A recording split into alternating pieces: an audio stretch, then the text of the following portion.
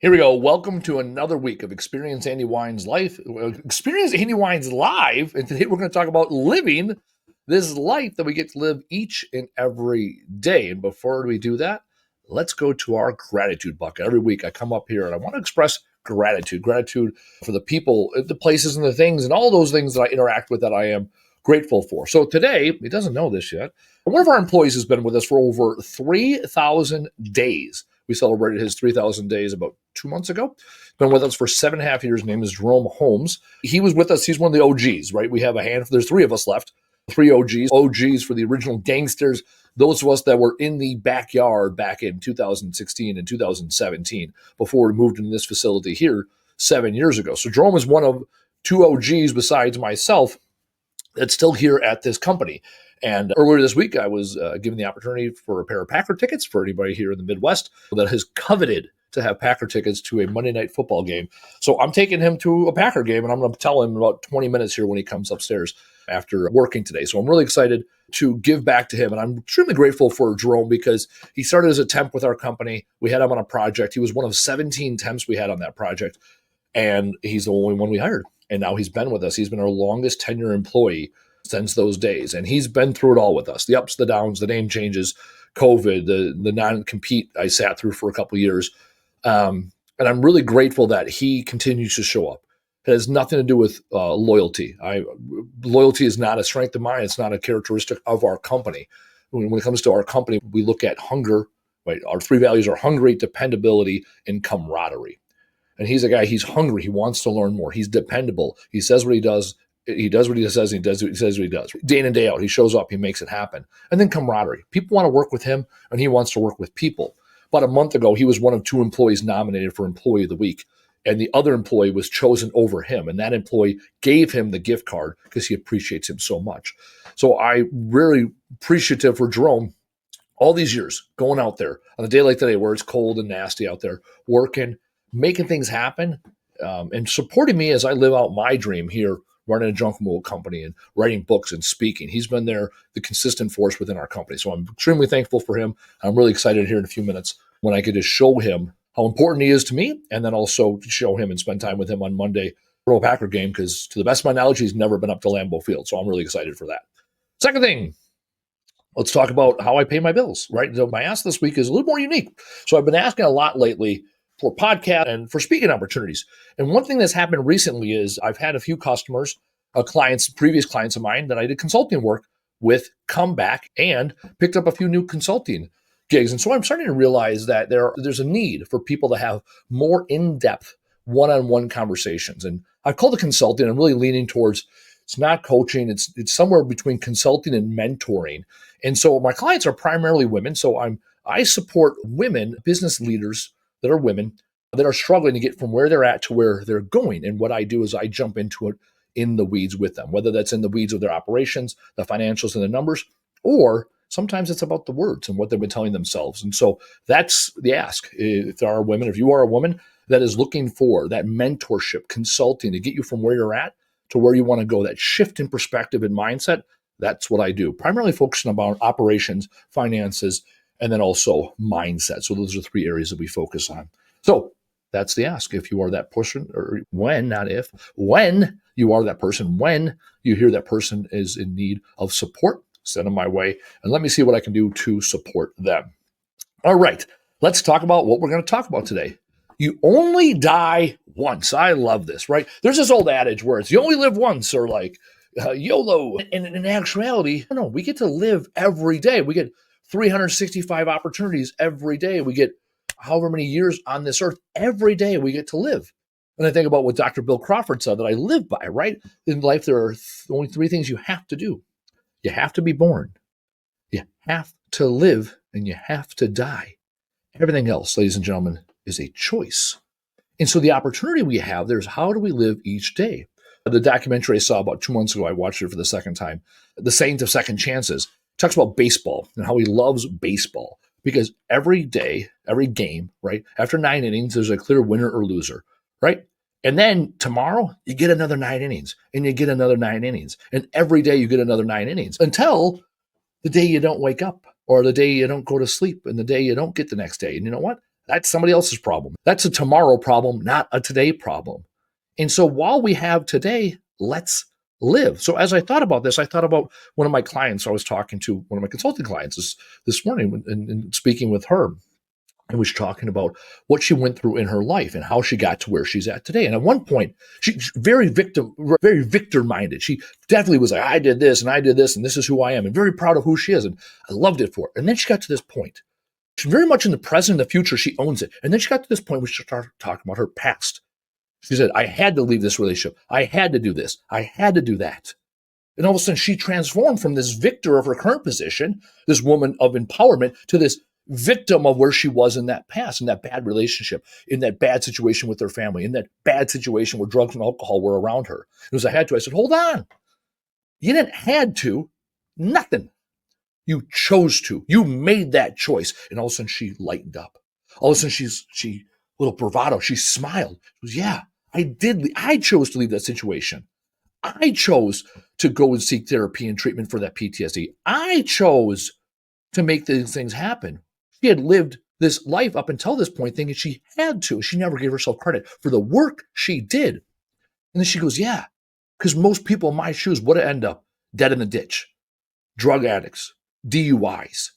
She chose different. And in that moment, when we captured that moment of what she chose to do, she instantly straightened up. She instantly smiled. All of a sudden, she became the victor of that story, no longer the victim of her circumstance. And in that moment, our entire conversation shifted. We were able to then bottle up that energy of all the greatness that she was, all the greatness she is, so that we can support her become that great person she's gonna be, because she's already done it, because she chose to live each and every day. She chose to make those decisions. And all too often, what we find ourselves doing, we find ourselves regretting things in the past, wishing we would have done things different. And yet, it makes no difference how you think about things in the past. You're still here you're in the present. What matters is, what gift did you receive in the past, and what can you do to propel yourself forward? Okay, so you didn't get the thing you wanted to get. What's the gift in that? What can you do about it today to get where you want to be in the future? What work are you going to put into today so you have that future? Okay, so you don't have the $1 million. Great. What do you have? How did you get it? And what are you going to do moving forward? All right, so you missed your goal for the end of the year, right? End of the year is right around the corner. There are some goals you're going to miss this year. What are you going to do about it?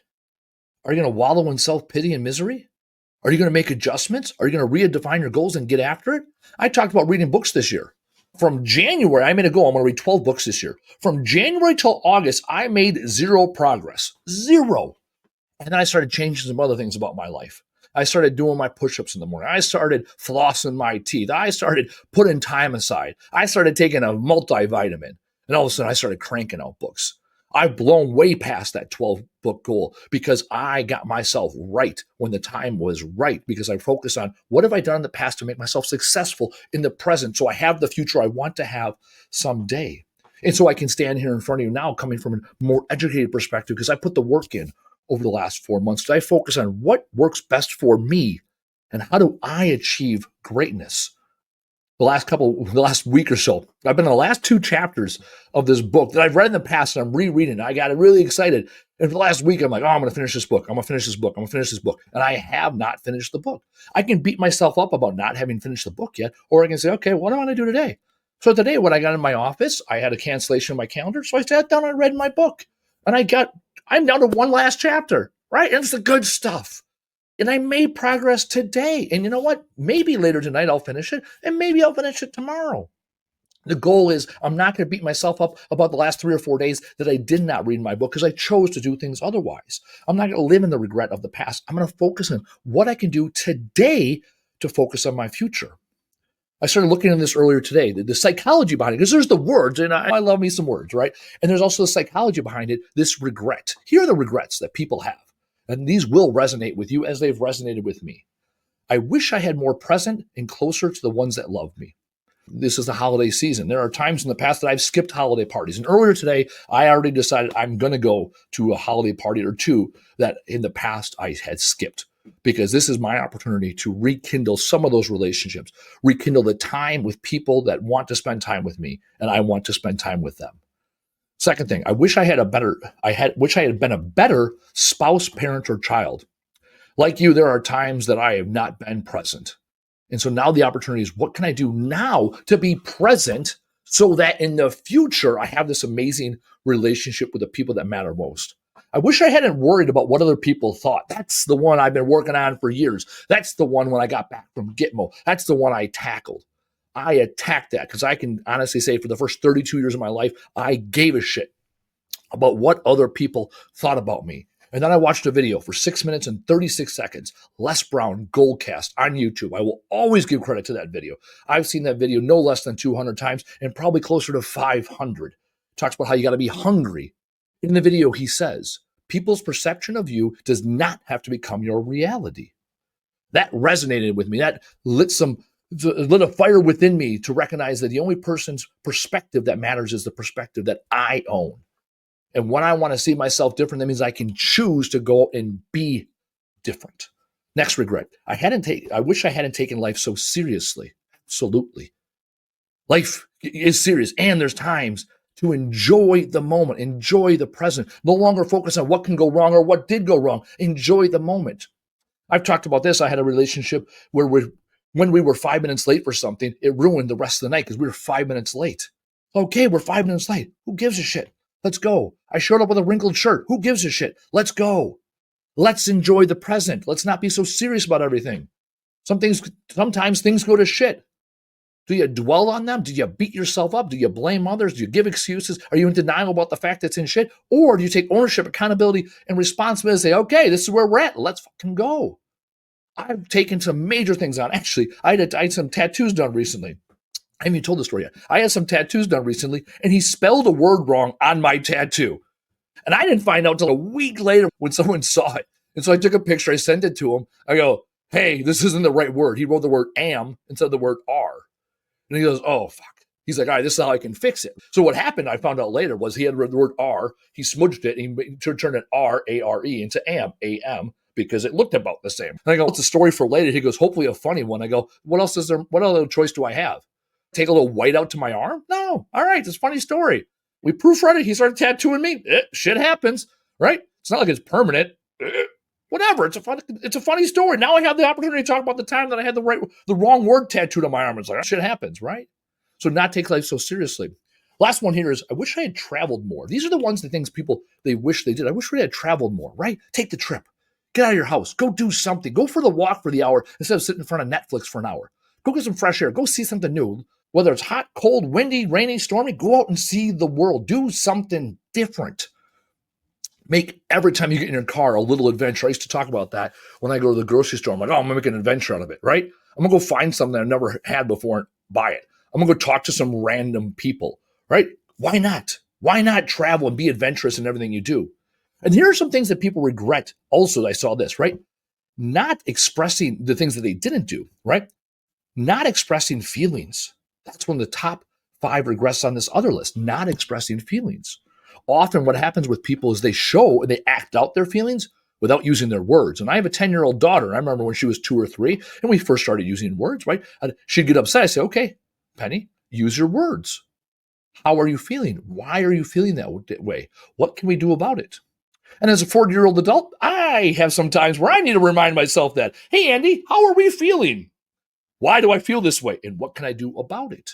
Expressing your feelings in words is a way where you can take something emotional and bring it to a logical place. And now other people can accept your feelings versus when you go out there and you're reacting emotionally and then you're expecting people to understand you or agree with you. And so, no, accept where I'm at today. Not forgiving more. That's another one. Not forgiving more. Remember, forgiveness is for the person. Forgiveness is for the one that forgave.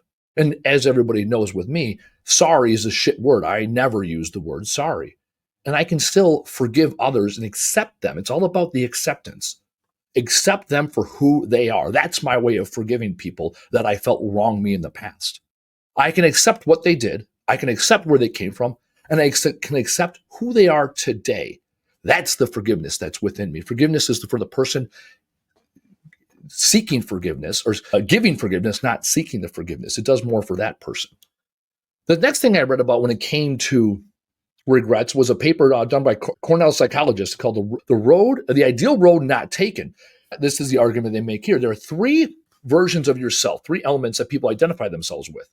The actual self, qualities you believe that they have, right? Actual qualities that you believe they have, right? Ideal self, qualities you want to have, and the ought self, the person you think you should have been based on your obligations and responsibilities. So as we know, should is a shit word, right? Ought. You ought to do that. You should do that. It's all in the same realm.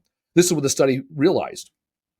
When asked to name their single biggest regret, 76% of participants said that they did not fulfill their ideal self. They had their actual self, the qualities they had, the ought self, the things that they felt they needed to focus on, and they never actualized or came to a fulfillment of their ideal self, the qualities that they wanted to have. It goes on and says they focus on what they should do instead of what they want. This is something I've learned since I wrote my book. When I first wrote my book, I focused on the need. Let's focus on your needs. I thought about Maslow's hierarchy of needs. Take care of those baselines and everything else is gravy. And then this last year, I read Dan Sullivan's book, 10X is Easier Than 2X. And I realized that I was focusing so much on my needs, I wasn't taking care of my wants. And really the wants are the good stuff. Because the difference is, when I say I need this XYZ, it's followed with because. And that's a justification. That's why we get rid of the word just in our language, right? We justify why we need it. And then we start to rationalize why we need it. So let's take a look at one of the regrets, travel. I need to travel. Why? Oh, because I need sunshine and rainbows and a beach and vitamin D and refresh. And so, hey, do you really need, right? You can have this whole conflict and argument. Okay, let's change that one word from I need to go on vacation to I want to go on vacation. I want to go on vacation. Why? Because I want to. And now the noise goes away. I want to attend this party. I want to have a good relationship with this person. That desire is my ultimate want. In speaking with my client earlier today, she talked about an uncomfortable situation she puts herself in every week. She meets with family. She has elderly family member that she wants to spend time with. And in order to spend time with this elderly family member, there's some other people that she would prefer not to spend some time with. And I say, how do you show up every week? She goes, my desire to spend time with this person trumps my frustrations with these other people. Her want trumps her discomfort. Her want trumps her need to be accepted. Her want trumps all things because she wants it enough. That's the challenge, ladies and gentlemen, for this week. What are your wants? How big are they? Do you want to lose weight or do you want to eat a candy bar? Do you want to stay at home because it's crappy out or do you want to go out and see the world? Do you want to save your money in perpetuity or do you want to go buy something because it's going to make you happy today? Neither answer is right or wrong. What are your wants? Some people say, I don't want to go to this Christmas party. Then don't go. This last year, my family decided we don't want to buy gifts. Okay, we're not buying gifts. Can we still have Christmas? Yes. Are we still going to eat? Yes. Are we going to still tell jokes? Yes. Okay. Are we going to play games? Yes. Okay. My mom says, I don't want to do gifts, right? It ends up taking a bunch of time and we all spend the money and get stressed out. Okay. What do we want to do? Be very honest about your wants, ladies and gentlemen. Live a life where you're going to be that top 20% of people. 80% of people live somewhere between fear and anger. Be the top 27% of people that are courageous enough to go out and tell the world what they want. They go out and get what they want because they go out and they do the fucking thing. They tell the world what they want because they tell the world. Finally, they show the world. People won't always believe what you said or what you did. They believe what they felt when they interacted with you. Show the fucking world who you are. Live the life of want. Live the life that you want so that you don't regret. Because, ladies and gentlemen, you get to live every day. You only die once. We'll see you next week.